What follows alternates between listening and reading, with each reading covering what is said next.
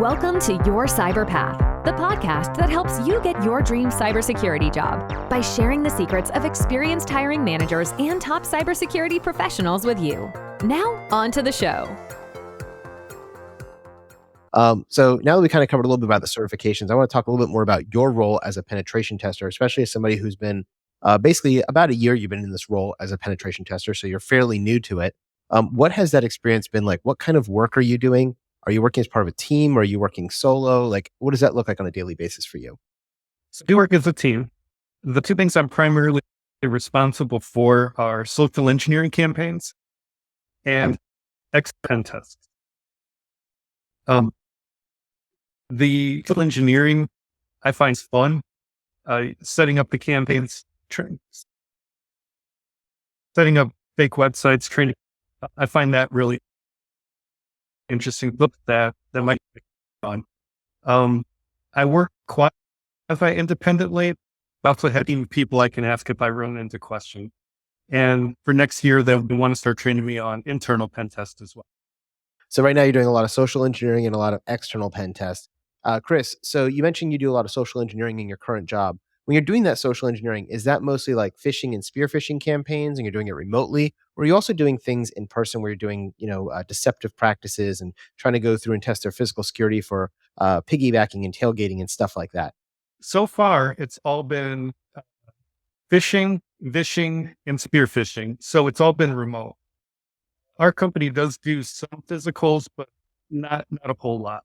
So most of it is setting up campaigns, trying to capture user credentials through fake websites, sending out phishing emails, calling them on the phone, trying to get people to do things, bypass their security procedures that way. I'm curious, what kind of tools are you using to do that? Are you guys using open source things like the social engineering toolkit, or are you using something custom inside your own organization?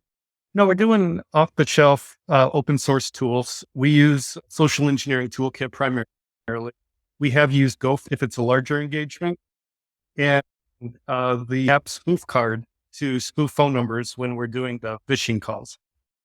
Awesome. Yeah, I've used a lot of social engineering toolkit. I haven't used GoFish myself. The one I used to use a lot was Fish Insights when I did engagements, which is made by Trend Micro. It's another great system where it allows you to basically do all of that. And then the nice thing about that system is if they do fall victim to it, you can use it as part of your security awareness training by saying, hey, now that you've messed up, here's a video you need to watch to make sure you're remediated before we unlock your account again and things like that. So again, it just depends on how you guys are doing it in your organization. And then you had mentioned you're doing a lot of external engagements for pen tests, not a lot of internal. So in that case, are you doing things like more of the reconnaissance and the enumeration, trying to find the ways in? And then do you hand that off to somebody else? Or do you also do the engagement of trying to break in once you've identified those holes? I do the trying to break in once I find the holes. These days with external, it can be a little tougher. I do a lot of password spray.